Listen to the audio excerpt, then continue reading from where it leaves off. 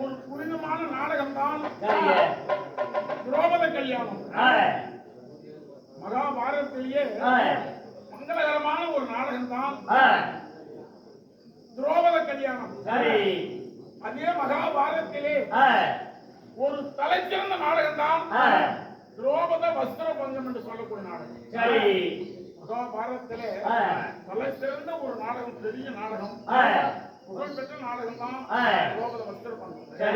அதே மாதிரி மகாபாரதத்திலே மங்களகரமான ஒரு தலைச்சிறந்த நாடகம் தான் திரௌபத வில்வளைப்பு, திரௌபத கல்யாணம் என்று சொல்லக்கூடிய நாடகம். இப்படிப்பட்ட நாடகத்தை தேர்ந்தெடுத்து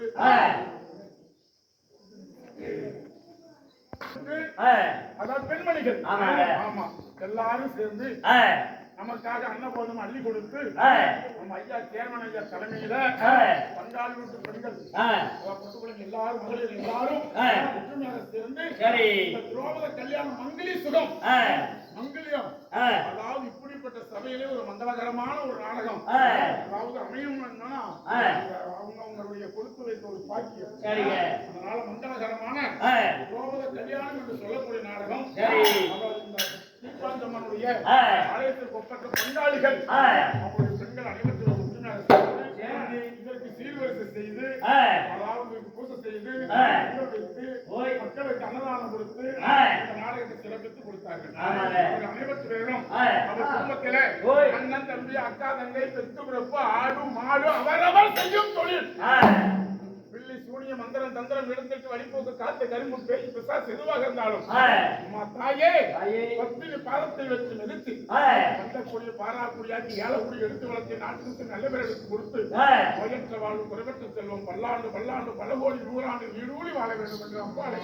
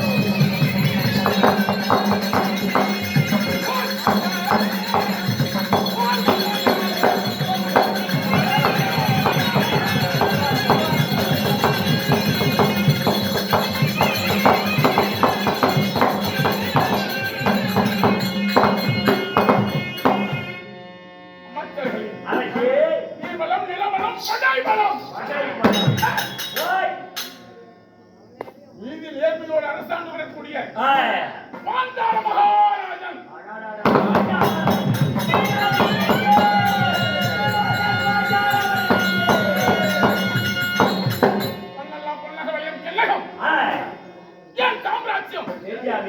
நாடு பாந்தாள தேசம்.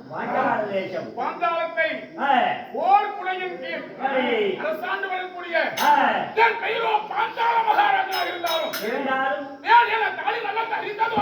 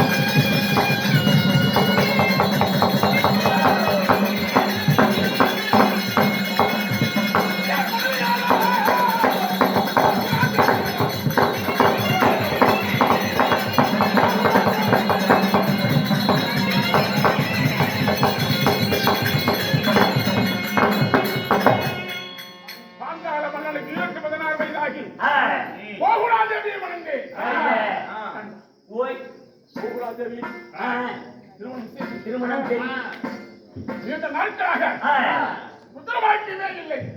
பாவம் பாவம் ஹாஸ்பிட்டல் தான் கூட்டிட்டு போய் செக்அப் பண்ண எதுக்கு தலையை கிள்ளி தரத்துல கொண்டு காக்கிறது. ஒரே ஒரு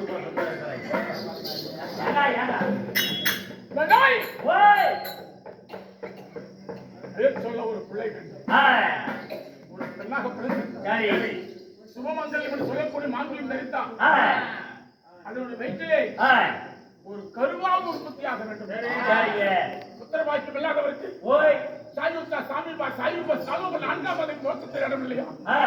கற்ற புருஷனை மதிச்சு வாழாத பெண்கள் உலகத்தில் வாழ்ந்தாலும் வரலையா?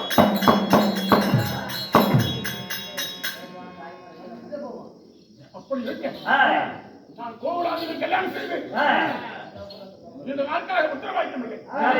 மாதவா வில்லாசிரியர் துரோணர் துரோணருக்கும் எனக்கும் ஒரு பகை வாஸ்தவம். நாங்கள் விழுப்பயிற்சி பண்ணும்போது எனக்கு சித்தை அதாவது சரியாக அரங்கேற்றம் ஆகல. வில்லானது ஆமா சரியா செலுத்த முடியல. அப்போ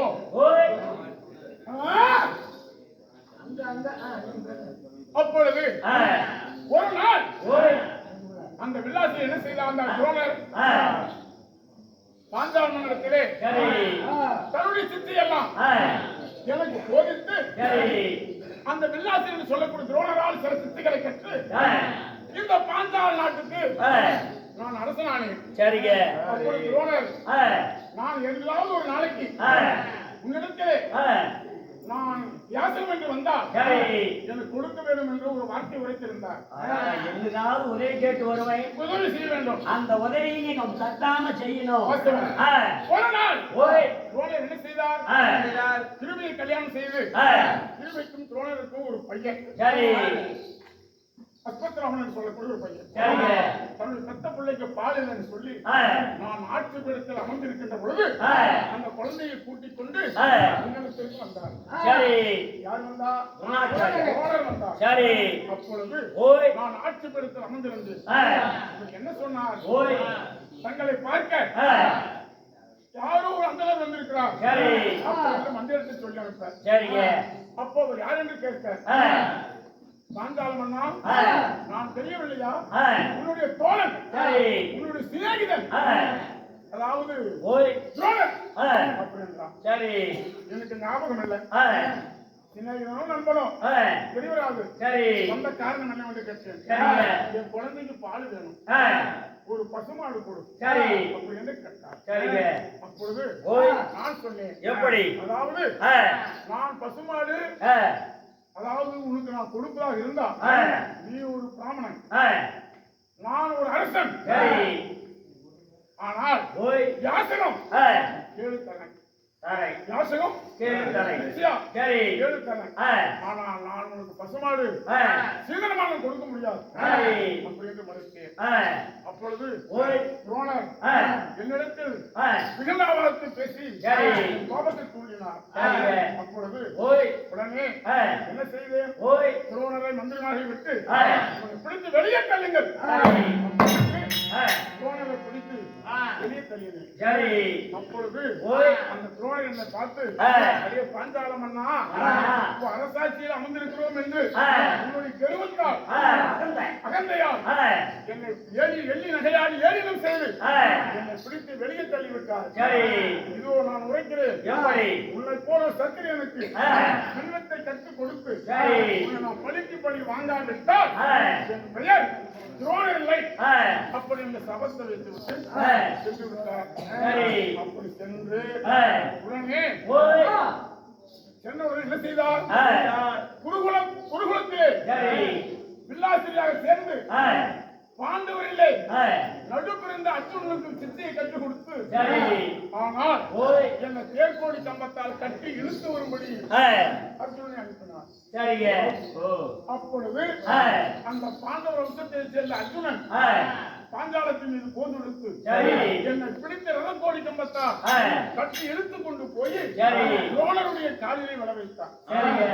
யாரு அர்ஜுன மன்னன் அர்ஜுனன். சரி அப்பொழுது நான் நினைச்சேன் ஒரு சபதம். எப்படி பேர் கொற்ற வில்லாளிக்கு ஒரு பெண்ணும். சரி இந்த துரோணர் ஆ, நம்மளை இப்படி பழி வாங்கிட்டால, சரி இவனை கொல்ல ஆ, இந்த நாட்டை ஆள ஆ, ஒரு ஆணும் சரி என்று ஆ, என் பாஞ்சால தேசத்தில் ஒரு புத்தகாமேஸ்தி யாகத்தை செய்தேன். சரிங்க. யாகம் யாகம் செய்தேன். சரி அப்படி புத்தகாமேஸ்தி யாகம் செய்ய ஆ, அந்த புத்தகாமேஸ்தி யாகத்திலே ஆ, எரியும் தீயிலே ஒரு பெண்ணும் ஒரு ஆணும் பிறந்தது.